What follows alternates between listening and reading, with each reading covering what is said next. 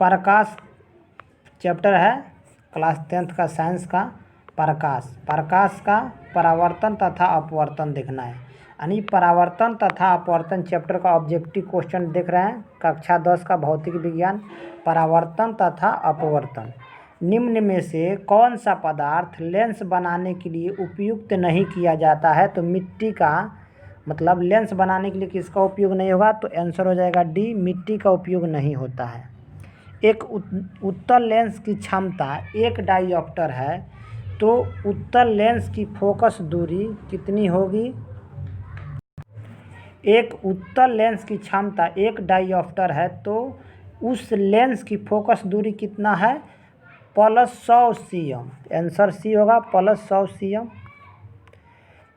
किसी बिंब का वास्तविक तथा समान साइज का प्रतिबिंब प्राप्त करने के लिए बिंब को उत्तल लेंस के सामने कहाँ रखना चाहिए? तो आंसर होगा बी, यानी फोकस दूरी की दुगुनी दूरी पर। फोकस दूरी की दुगुनी दूरी पर। किसी गोलीय दर्पण तथा किसी पतले गोलीय लेंस दोनों की फोकस दूरी -15 cm है, तो -15 cm है। दर्पण तथा लेंस संभवतः कौन होगा? तो ए हो जाएगा, दोनों जो होगा अवतल लेंस होगा, दोनों अवतल लेंस होगा। ऑप्शन ए होगा आंसर। प्रकाश के अपवर्तन के कितने नियम होते हैं? तो 2, आंसर बी होगा। यानी प्रकाश के अपवर्तन के कितने नियम? तो बी, यानी 2 होता है। प्रकाश के परावर्तन के कितने नियम होते हैं? तो वो भी 2 होते हैं। प्रकाश के परावर्तन के कितने नियम होते हैं? 2। आंसर बी होगा। सरल सूक्ष्मदर्शी में किसका उपयोग किया जाता है? तो आपका आंसर हो जाएगा डी, यानी उत्तल लेंस का। सरल सूक्ष्मदर्शी में किसका उपयोग होता है?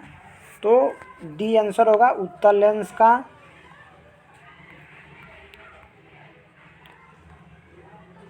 किसी माध्यम के अपवर्तनांक का मान होता है, किसी माध्यम के अपवर्तनांक का मान होता है, तो आंसर होगा ए, यानी sin I/sin R। एक उत्तल लेंस होता है, एक उत्तल लेंस क्या होगा? एक उत्तल लेंस होता है, एक उत्तल लेंस होता है, तो आंसर सी होगा, सभी यानी किनारों की अपेक्षा बीच में मोटा होता है। किनारों की अपेक्षा बीच में मोटा होता है। अवतल लेंस का आवर्धन बराबर होता है। 10 नंबर क्वेश्चन है, अवतल लेंस का आवर्धन बराबर होता है, तो आंसर होगा डी, यानी V/U। V है वस्तु का प्रतिबिंब और U है वस्तु की ऊंचाई। 11 नंबर क्वेश्चन है, गोलीय दर्पण में फोकसांतर एवं वक्रता त्रिज्या के बीच संबंध, यानी गोलीय दर्पण में फोकसांतर एवं वक्रता त्रिज्या के बीच संबंध है, तो R = 2f। आंसर ए होगा, ऑप्शन ए नंबर होगा, R = 2f। 12 नंबर क्वेश्चन है कि निर्गत किरण एवं अभिलंब के बीच के कोण को क्या कहते हैं? तो आंसर सी होगा, निर्गत कोण। यानी निर्गत किरण और अभिलंब के बीच के कोण को क्या कहते हैं? निर्गत कोण कहते हैं। आंसर सी होगा। 1 मीटर फोकस दूरी वाले उत्तल लेंस की क्षमता होगी, तो आंसर इसका बी होगा। 1 मीटर फोकस दूरी वाले उत्तल लेंस की क्षमता होती है 1 डायोप्टर। आंसर बी होगा। किसी अवतल दर्पण द्वारा काल्पनिक सीधा आवर्धित प्रतिबिंब बनाता है जब वस्तु की स्थिति होती है, तो आंसर तो ए होगा। यानी कहाँ बनाएगी वस्तु की स्थिति? दर्पण तथा उसके फोकस के बीच। दर्पण तथा उसके फोकस के बीच।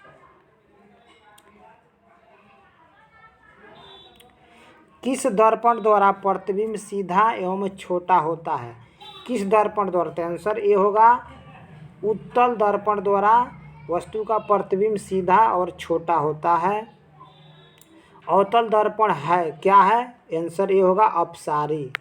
अवतल दर्पण होता है, यानी अवतल दर्पण है, तो आंसर ए होगा, अभिसारी होगा। यानी अवतल दर्पण है तो ए नंबर आंसर होगा, यानी अभिसारी। उत्तल दर्पण से बना प्रतिबिंब होता है। तो आंसर ए होगा उत्तल दर्पण से बना प्रतिबिंब कैसा होता है। तो ए नंबर आंसर होगा काल्पनिक, काल्पनिक एवं छोटा। यानी उत्तल दर्पण से बना प्रतिबिंब काल्पनिक एवं छोटा। 18 नंबर क्वेश्चन, निम्नलिखित में किस दर्पण द्वारा किसी वस्तु का वास्तविक प्रतिबिंब प्राप्त किया जा सकता है। तो आंसर होगा बी, यानी अवतल दर्पण द्वारा।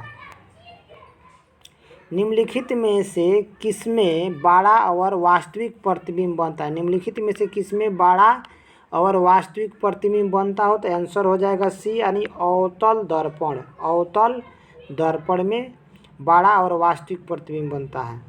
समतल दर्पण द्वारा बना प्रतिबिंब हमेशा कैसा होगा। समतल दर्पण द्वारा बना प्रतिबिंब हमेशा, तो आंसर बी होगा काल्पनिक होगा, काल्पनिक। समतल दर्पण द्वारा बना प्रतिबिंब हमेशा होगा काल्पनिक होता है। समतल दर्पण में बना प्रतिबिंब। किसी वस्तु का आवर्धन प्रतिबिंब बनता है। किसी वस्तु का आवर्धित प्रतिबिंब बनता है अवतल दर्पण से। किसी वस्तु का आवर्धित प्रतिबिंब बनाता है तो अवतल दर्पण से। काल्पनिक प्रतिबिंब हमेशा क्या होगा, सीधा होगा। ए नंबर आंसर होगा, काल्पनिक प्रतिबिंब हमेशा सीधा होगा। किस दर्पण में हमेशा आभासी और छोटा प्रतिबिंब बनता है। किस दर्पण में हमेशा आभासी और छोटा प्रतिबिंब बनेगा। तो आंसर होगा बी, उत्तल दर्पण में। आंसर बी होगा उत्तल दर्पण में। निम्नलिखित में से किस दर्पण की फोकस दूरी धनात्मक होती है। तो आंसर होगा बी, उत्तल दर्पण। इनमें से किस दर्पण की फोकस दूरी धनात्मक होती है। तो उत्तल दर्पण की। गोलीय दर्पण के ध्रुव और फोकस के बीच की दूरी को क्या कहते हैं, फोकसांतर कहते हैं। गोलीय दर्पण के ध्रुव और फोकस के बीच की दूरी को फोकसांतर कहते हैं। वक्रता त्रिज्या r एवं फोकस दूरी f में संबंध क्या है। तो f बराबर r/2, यानी ए नंबर आंसर होगा। f बराबर r/2 हजामत बनाने के लिए उपयोग किया जाता है अवतल दर्पण का। हजामत बनाने के लिए अवतल दर्पण का, बी होगा आंसर।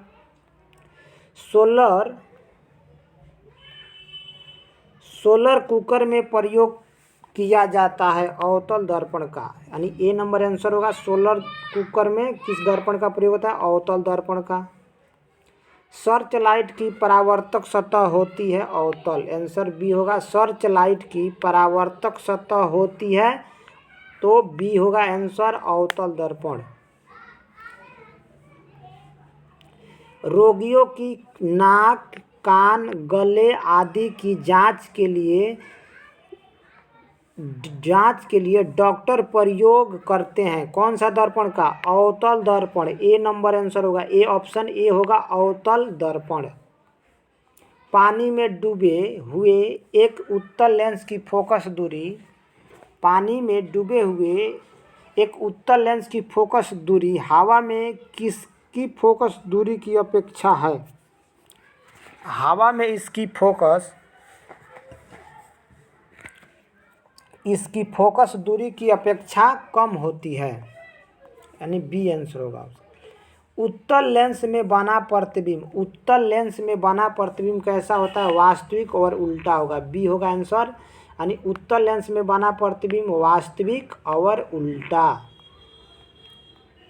उत्तल लेंस द्वारा काल्पनिक प्रतिबिंब बनता है जब, उत्तल लेंस द्वारा काल्पनिक प्रतिबिंब बनाता है जब बिंदु कहाँ हो, फोकस से कम दूरी पर रहता है। जब बिंदु फोकस से कम दूरी पर रहता है। लेंस की क्षमता होती है, लेंस की क्षमता क्या होती है, फोकस दूरी की व्युत्क्रम। लेंस की क्षमता होती है फोकस दूरी की व्युत्क्रम।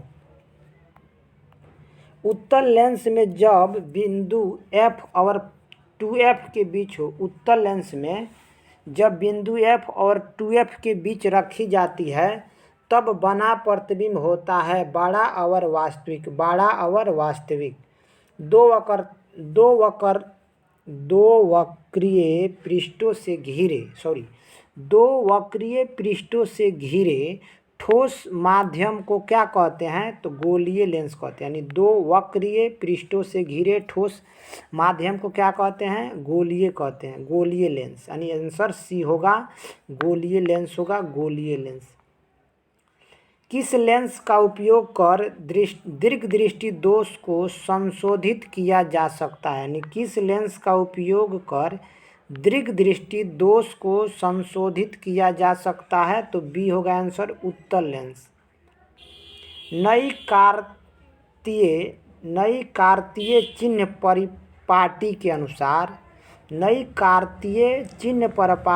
अनुसार दर्पण के सामने रखे गए बिंदु की दूरी ली जाती है धनात्मक।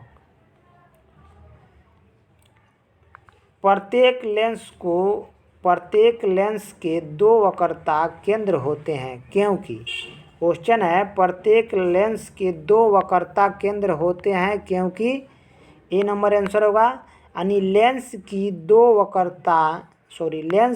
वक्र सतह होती है। लेंस की दो वक्र सतह होती है। गोलीय दर्पण के लिए फोकस दूरी L है, वस्तु दूरी U है, प्रतिबिंब दूरी V है। तो सूत्र क्या होगा गोलीय लेंस के लिए? तो 1/f बराबर यानी B होगा यानी 1/v माइनस 1/u बराबर 1/f। यानी गोलीय लेंस का सूत्र क्या होता है? 1/v माइनस 1/u बराबर 1/f। यानी आंसर बी होगा, बी नंबर होगा 1/v माइनस 1/u बराबर 1/f। एक अवतल दर्पण की फोकस दूरी कितना है? 10 सेमी है। तो उसकी वक्रता त्रिज्या कितना होगी? बी आंसर होगा, 20 सेमी होगी। वक्रता त्रिज्या 20 सेमी होगी। एक गोलीय दर्पण की वक्रता त्रिज्या 28 सेमी है। तो फोकस दूरी कितना होगा? आधा इसका हो जाएगा, 14 हो जाएगा। यानी सी आंसर होगा, यानी 14 सेमी होगा। 10 सेमी फोकस दूरी वाले एक अवतल दर्पण के सामने 20 सेमी की दूरी पर एक बिंब रखने पर उसका प्रतिबिंब क्या बनेगा? तो प्रतिबिंब बनेगा दर्पण की वक्रता केंद्र पर। दर्पण के वक्रता केंद्र पर। क्वेश्चन है एक गोलीय दर्पण से 5 सेमी की दूरी पर रखे प्रतिबिंब माने 5 सेमी की दूरी पर रखे बिंब का प्रतिबिंब दर्पण से 30 सेमी की दूरी पर उसी ओर बनाता है जिस ओर बिंब है। तो आवर्धन कितना होगा? -6 होगा आवर्धन। एक उत्तल लेंस से 30 सेमी की दूरी पर एक बिंदु रखी गई है।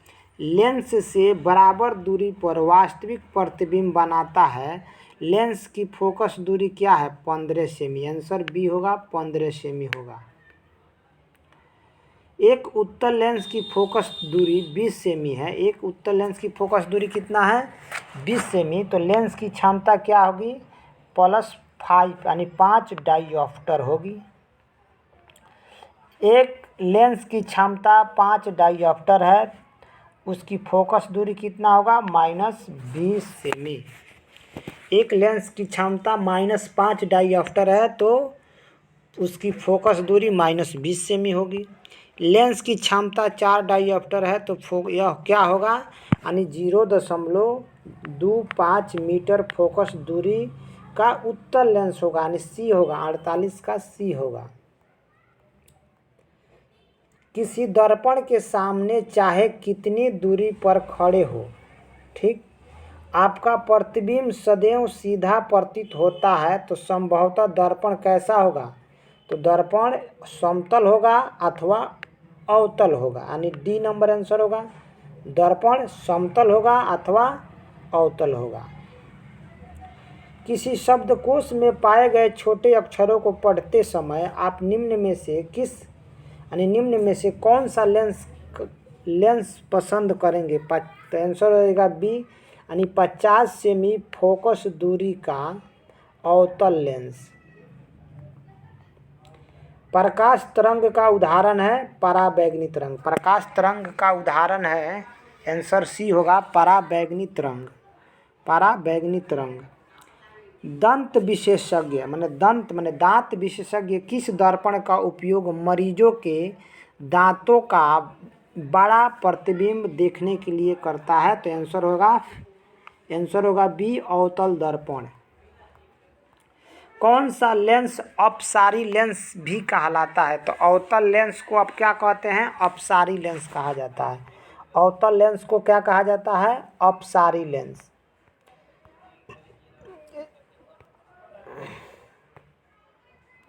एक प्रयोग में अवतल दर्पण द्वारा किसी बिंब का प्रतिबिंब एक पर्दे पर प्राप्त किया जाता है। दर्पण की फोकस दूरी को निर्धारित करने के लिए प्रयोगकर्ता को मापने की ज़रूरत है। तो आपका आंसर होगा सी, यानी ए और बी दोनों, यानी ए में दर्पण तथा पर्दा के बीच की दूरी को, दर्पण तथा बिंब के बीच की दूरी को। तो आपका आंसर हो जाएगा सी, यानी ए और बी दोनों। गोलीय दर्पण के परावर्तक पृष्ठ की वृत्ताकार सीमा रेखा का व्यास कहलाता है। गोलीय दर्पण के परावर्तक पृष्ठ की वृत्ताकार सीमा रेखा का व्यास कहलाता है, क्या कहलाता है? आंसर हो जाएगा डी, गोलीय दर्पण का द्वारक। गोलीय दर्पण का द्वारक। निम्नलिखित में से कौन सा उत्तल दर्पण की फोकस दूरी है जिसकी वक्रता त्रिज्या 32 सेमी है? निम्नलिखित में से कौन सा उत्तल दर्पण की फोकस दूरी है जिसकी वक्रता त्रिज्या 32 सेमी है? तो आपका आंसर होगा सी, यानी प्लस 16 सेमी। Plus 16 semi. यदि किसी बिंब का प्रतिबिंब का आवर्धन ऋणात्मक है तो उस प्रतिबिंब की प्रकृति क्या होगी? वास्तविक और उल्टा। वास्तविक और उल्टा। गोलीय दर्पण का परावर्तक पृष्ठ वक्रित हो सकता है। गोलीय दर्पण का परावर्तक पृष्ठ वक्रित हो सकता है। तो आंसर होगा सी, अंदर या बाहर की ओर। अंदर या बाहर की ओर। वह गोलीय दर्पण जो अंदर की तरह वक्रित हो कहलाता है अवतल दर्पण। क्या कहलाएगा? अवतल दर्पण। ये आंसर होगा। वह गोलीय दर्पण जो बाहर की तरफ वक्रित हो, तो आंसर होगा सी, यानी उत्तल दर्पण। जो बाहर की तरफ हो तो उत्तल। गोलीय दर्पण के परावर्तक पृष्ठ के केंद्र को दर्पण का कहा जाता है ध्रुव। आंसर होगा ध्रुव। गोलीय दर्पण का वक्रता केंद्र को किस अक्ष से निरूपित किया जाता है? तो आंसर होगा ए, यानी सी से। किसी लेंस द्वारा उत्पन्न आवर्धन का एसआई मात्रक क्या होता है? मिमी होता है। निम्नलिखित में से किस लेंस की फोकस दूरी धनात्मक होती है? तो फोकस दूरी, उत्तल लेंस की फोकस दूरी धनात्मक। गोलीय दर्पण के ध्रुव तथा वक्रता त्रिज्या से गुजरने वाली सीधी रेखा को क्या कहते हैं? गोलीय दर्पण के ध्रुव और वक्रता त्रिज्या से गुजरने वाली सीधी रेखा को क्या कहते हैं? तो मुख अक्ष कहते हैं। क्या कहेंगे? मुख अक्ष। सूर्य के प्रकाश के संकेंद्रण से उत्पन्न ऊष्मा के कारण जल उठता है कागज। गोलीय दर्पण के परावर्तन पृष्ठ की वृत्ताकार सीमा रेखा का व्यास दर्पण का कहलाता है द्वारक। टॉर्च एवं वाहन के उग्र दीपों में किस दर्पण का प्रयोग किया जाता है? अवतल।